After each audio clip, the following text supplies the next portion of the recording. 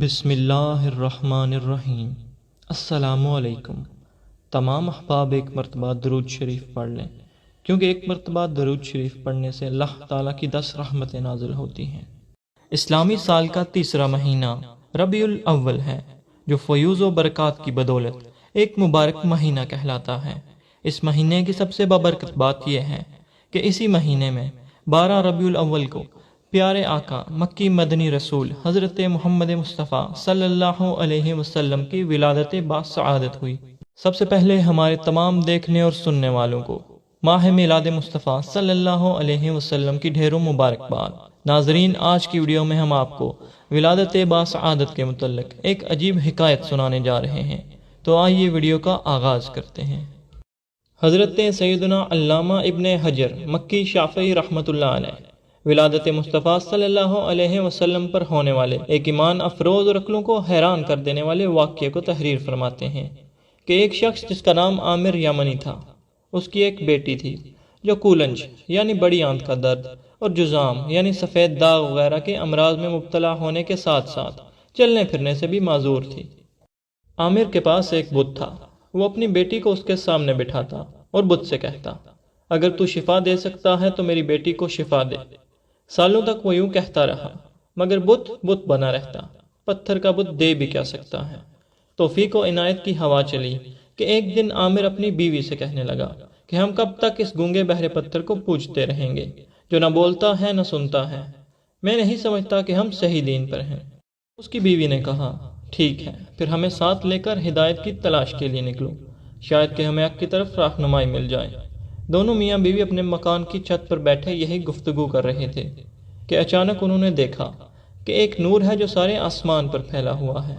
اس کی روشنی سے ساری دنیا چمک اٹھی ہے۔ اللہ پاک نے ان کی آنکھوں سے ظلمت کے پردے ہٹا دیے تاکہ وہ خواب غفلت سے جاگ جائیں۔ کیا دیکھتے ہیں کہ فرشتے صف باندھے ایک مکان کو گھیرے میں لیے ہوئے ہیں، پہاڑ سجدہ کر رہے ہیں، زمین ٹھہری ہوئی ہے اور درخت جھکے ہوئے ہیں، اور یہ کہنے والا کہہ رہا ہے، مبارک ہو، سچے اور آخری نبی صلی اللہ علیہ وآلہ وسلم پیدا ہو گئے ہیں۔ عامر نے اپنے بت کو دیکھا تو وہ اوندھے منہ زمین پر ذلیل و ہار پڑا تھا۔ عامر کی بیوی کہنے لگی، ذرا اس بت کو تو دیکھیے، کیسے سر نیچا کیے زمین پر پڑا ہے۔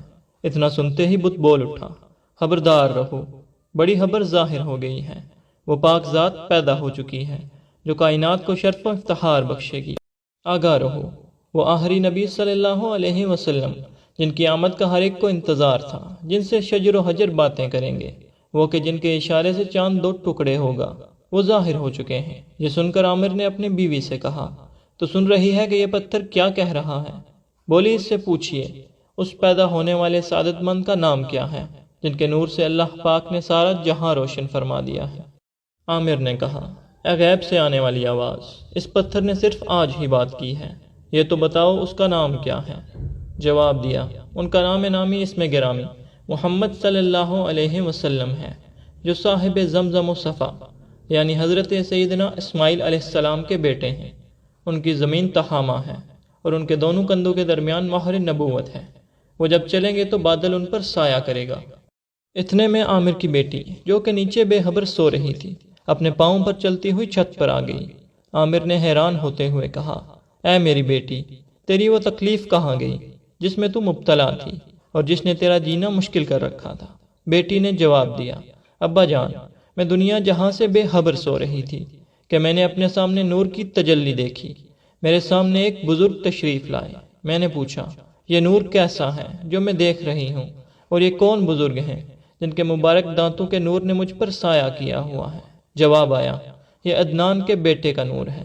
حضرت عدنان رسول پاک صلی اللہ علیہ وسلم کے باپ دادوں میں سے ایک بزرگ ہیں۔ ان کا نام نامی اسم گرامی احمد و محمد ہے، فرما برداروں پر رحم اور ہتکاروں سے درگزر فرمائیں گے۔ میں نے پوچھا، ان کا دین کیا ہے؟ جواب دیا، وہ دین حنیف یعنی سچے دین پر ہیں۔ میں نے پوچھا، وہ کس کی عبادت کرتے ہیں؟ جواب ملا، اللہ وحدہ لا شریک کی، یعنی اس اللہ پاک کی جو ایک ہے اور اس کا کوئی شریک نہیں۔ میں نے پوچھا، آپ کون ہیں؟ تو جواب ملا، میں ان فرشتوں میں سے ایک فرشتہ ہوں جسے نور محمدی کے اٹھانے کا شرف بخشا گیا ہے۔ میں نے عرض کی کہ آپ میری اس تکلیف کو نہیں دیکھتے؟ فرشتے نے کہا، ہاں، تم نبی احمد صلی اللہ علیہ وسلم کے وسیلے سے دعا کرو، اللہ پاک نے فرمایا ہے، میں نے محبوب کی ذات میں اپنا راز و دلیل رکھی ہے، جو کوئی مجھ سے میرے محبوب کے وسیلے سے دعا کرے گا اس کی مشکل کو حل کر دوں گا، اور جنہوں نے میری نافرمانی کی ہے ان کے بارے میں قیامت کے دن اپنے حبیب صلی اللہ علیہ وسلم کو شفیع بناؤں گا۔ وہ بچی کہہ رہی ہے کہ یہ سنتے ہی میں نے اپنے دونوں ہاتھ پھیلا دیے اور سچے دل سے اللہ پاک سے دعا کی، اور پھر اپنے ہاتھوں کو چہرے اور پورے جسم پر پھیرا۔ جب نیند سے اٹھی تو ایسی تھی جیسے اب آپ مجھے دیکھ رہے ہیں۔ یہ سن کر عامر یمنی نے اپنی بیوی سے کہا، بے شک ہم نے اس مبارک ہستی کی عجیب و غریب نشانیاں دیکھی ہیں، میں ان کی محبت اور دیدار کے شوق میں جنگلوں اور دشوار گزار وادیوں کو طے کروں گا۔ چنانچہ عامر یمنی اور اس کے تمام گھر والے نور والے آقا صلی اللہ علیہ وسلم کی تلاش میں اٹھ کھڑے ہوئے اور مکہ مکرمہ کے سفر کا ارادہ کیا۔ سرزمین مکہ میں داخل ہو کر بی بی آمنہ رضی اللہ عنہا کے مکان علی شان کا پتہ پوچھ کر دروازے پر دستک دی۔ بی بی آمنہ خاتون رضی اللہ تعالی عنہا نے آنے کا مقصد پوچھا۔ انہوں نے عرض کی، ہمیں اپنے لخت جگر نور نظر کا نور برسانے والا چہرہ دکھا دیجئے، جس نے اپنی چمک دمک سے ساری دنیا کو چمکا دیا ہے، جن کے طفیل اللہ کریم نے کائنات کو روشن فرما دیا ہے۔ حضرت بی بی آمنہ رضی اللہ تعالی عنہا نے فرمایا، میں ابھی اپنا نور نظر تمہیں نہیں دکھاؤں گی، کیونکہ مجھے یہودیوں کا ڈر ہے، کہیں وہ ان کو نقصان نہ پہنچائیں، اور میں نہیں جانتی کہ تم لوگ کون ہو اور کہاں سے آئے ہو۔ عامر اور اس کے گھر والوں نے کہا، ہم نے تو اسی آخری نبی صلی اللہ علیہ وسلم کی محبت میں اپنے وطن اور اپنے دین کو چھوڑا ہے کہ اس نور والے سرکار صلی اللہ علیہ وسلم کے دیدار سے اپنی آنکھوں کو روشن کریں، جن کے دربار میں حاضر ہونے والا کبھی ناکام و نامراد نہیں لوٹے گا۔ یہ سن کر بی بی آمنہ رضی اللہ عنہا نے فرمایا، اچھا اگر تمہارا میرے پیارے بیٹے کے دیدار کے بغیر گزارا نہیں تو جلدی نہ کرو، کچھ دیر ٹھہرو۔ یہ فرما کر اپنے مکان عرش نشاں میں تشریف لے گئیں۔ تھوڑی ہی دیر میں ارشاد فرمایا، اندر آ جاؤ۔ اجازت ملتے ہی وہ اس مبارک کمرے میں داخل ہوئے جس میں وہ دو جہاں کے تاجدار حضرت محمد مصطفیٰ صلی اللہ علیہ وسلم آرام فرما تھے۔ وہاں کے انوار و تجلیات میں ایسے گم ہو گئے کہ دنیا اور دنیا میں جو کچھ ہے اس سے بے خبر ہو گئے، بے ساختہ اللہ پاک کا ذکر کرنے لگے۔ جیسے ہی چہرہ پر انوار سے پردہ اٹھا تو دیدار کرتے ہی یکدم ان کی چیخیں نکل گئیں، اتنا روئے کہ ہچکیاں بن گئیں، قریب تھا کہ ان کی روح ان کے جسم سے نکل جاتی۔ آگے بڑھ کر رسول پاک صلی اللہ علیہ وسلم کے ننھے ننھے مبارک ہاتھوں کو چوما۔ حضرت بی بی آمنہ رضی اللہ عنہا نے ارشاد فرمایا، اب جلدی سے چلے جائیے۔ آخرکار نہ چاہتے ہوئے عامر یمنی دل پر ہاتھ رکھتے ہوئے گھر سے باہر آئے۔ عامر یمنی کا حال ہی بدل چکا تھا، وہ اس نورانی چہرے کے دیدار کے عاشق زار بن چکے تھے۔ دیوانہ وار چیخ کر کہنے لگے، مجھے حضرت بی بی آمنہ کے گھر واپس لے چلو اور دوبارہ التجا کرو کہ مجھے دیدار کرا دیں۔ بی بی آمنہ رضی اللہ عنہا کے گھر واپس آئے۔ جو ہی عامر یمنی نے حضور پاک صلی اللہ علیہ وسلم کو دیکھا تو دیکھتے ہی لپکا اور قدموں میں گر گیا، پھر ایک زوردار چیخ ماری اور اس کی روح ننھے ننھے قدموں پر قربان ہو گئی۔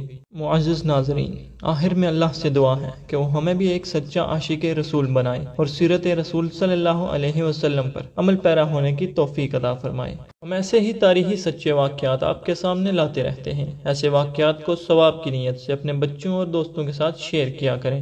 اللہ پاک آپ سب پر راضی ہو، آمین۔